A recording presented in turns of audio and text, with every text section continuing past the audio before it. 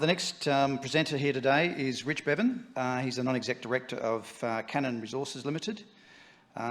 Richard Bevan is an experienced resource industry executive. He brings experience in execution, integration, acquisitions, mergers, other major corporate transactions, and has been involved in a wide variety of business areas as diverse as healthcare, construction, engineering and information services.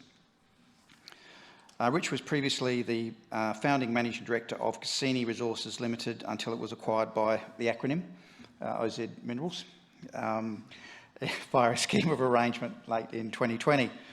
Mr Bevan is a member of the Australian Institute of Company Directors, and he also currently serves as a non-exec chairman of Killy Resources, Narria Metals and TGE Metals. Welcome to the podium.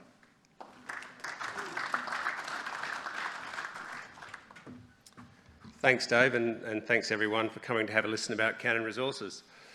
And it seems it's been brought up a couple of times today already. It is great to see Oz Minerals push the button on the West Musgrave, because I've probably spent the best part of the last 8+ years telling you guys how good that project is. And it's nice also, as a junior, to be able to take some opportunities and progress these, and then someone with a bigger balance sheet to come along and execute. So well done them. So Cannon Resources, we've got we're a spin out of Rox Resources. We listed in August last year. We presented for the first time at this conference last year, so nice to come back sort of 12 months later and let you know what we've done. It's been a busy 12 months. We've had our primary project is the Fisher East project, and the focus really in the last 12 months has been growing that resource.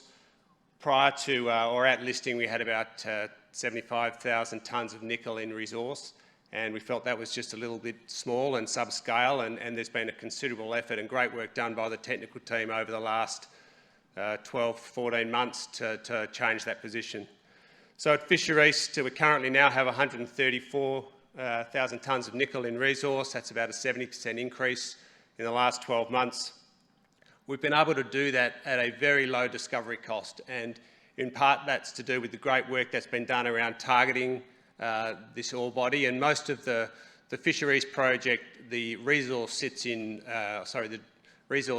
across 4 deposits, and 2 of the deposits, Sabers and Musket, are really been our focus, and we've had a lot of success in predicting where the mineralisation will be and then putting the drill in the right spot. All those resources are currently still open, and actually along that whole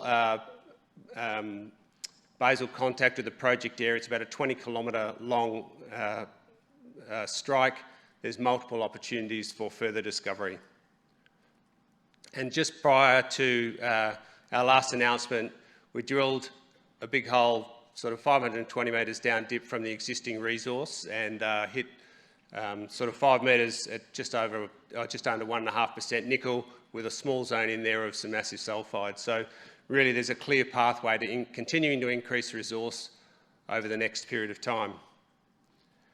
We're in a pretty good spot geographically, which I'll show you. You know, we're close to some other great big nickel mines, which improves our ability to look at a range of development options. It really is a new nickel belt, and it's rapidly expanding. And as I said, not only do we have the ability to increase the resource, but we've got plenty of exploration upside for the period to come. So a little bit about us. As I said, we're a spin out of Rox Resources, so there's a lot of Rox resource shareholders who are on our register, a couple of small institutions. It's fairly tight, 85 million shares on issue, pretty modest market cap. I mean, that market cap probably reflects all the money that's been spent over the entire journey in terms of developing this resource. So if you compare it to some of the other companies, we think there's plenty of upside in that. Cash at the end of June was 3.3 million. There was some more drilling done in August, but that's now ceased. So just the board: Alex, who's probably well known to you all, who's the MD of Rox Resources, is chair. Mark Stoll, who's really got a long history in corporate finance and resources, as a non-exec, and I'm also a non-exec. So a little bit about the location. You can see there the Fisher East project is really the next sort of belt along sort of to the northeast from the Agnew-Wiluna belt. Similar style of mineralisation. Probably the thing to note is that the tenor of the nickel mineralisation is a lot higher in sort of our resource. I think Musket, I've been reliably told, has about 20% massive sulphide within the resource. So lots of opportunity, and there's some great high-grade zones in some of those deposits. But I think the picture is really that it just increases our options around development and looking at some low-cost, also low capex options around bringing these projects on and developing some value.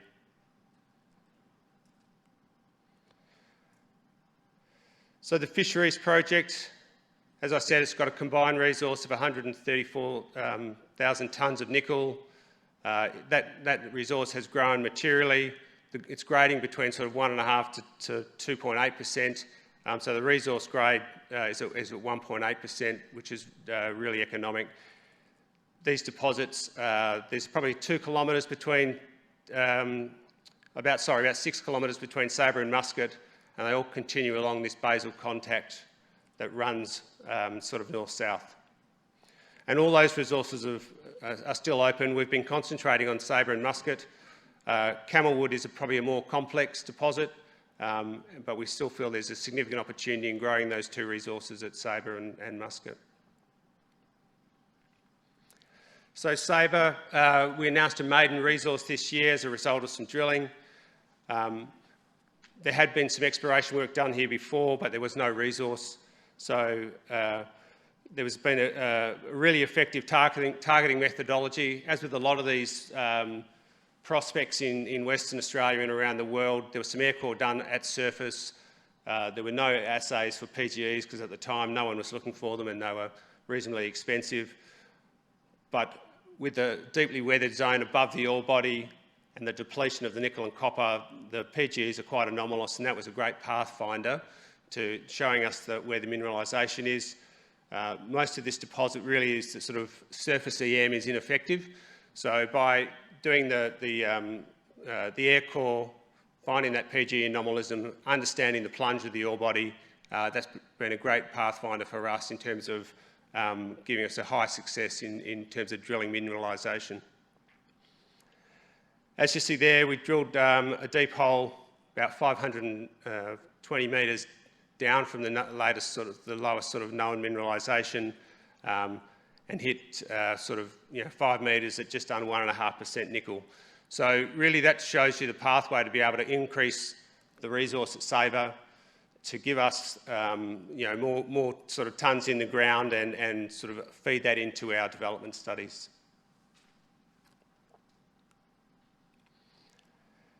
So within that resource there are some high-grade bands, and once again that corresponds with some of the more anomalous PGEs at surface. If anyone wants to see a great bit of core, there's a 16% nickel core at the Cannon booth on the Musket deposit, and some high-grade sort of massive sulphide intercepts too at Saber.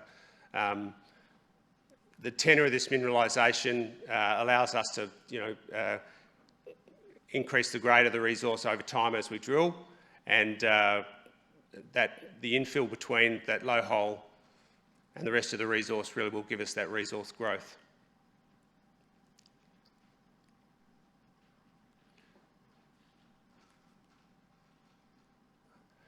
So the next deposit up from Saber is Musket.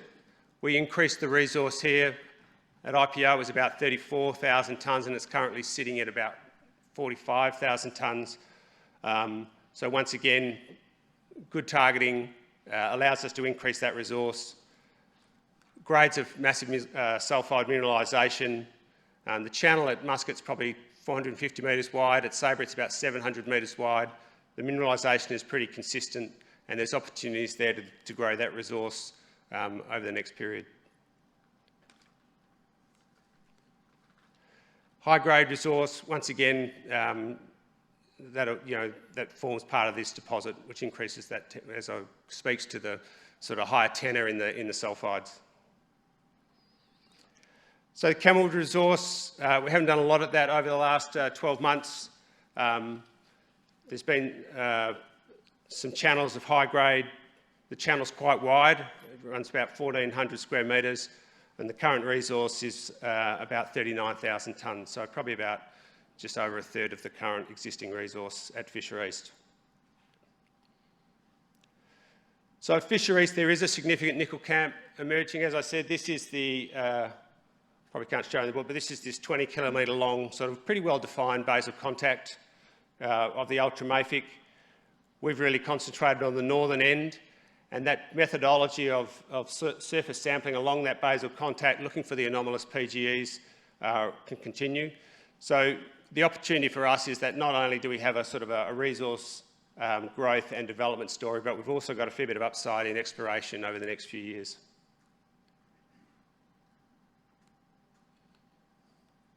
Oh, let me go back one.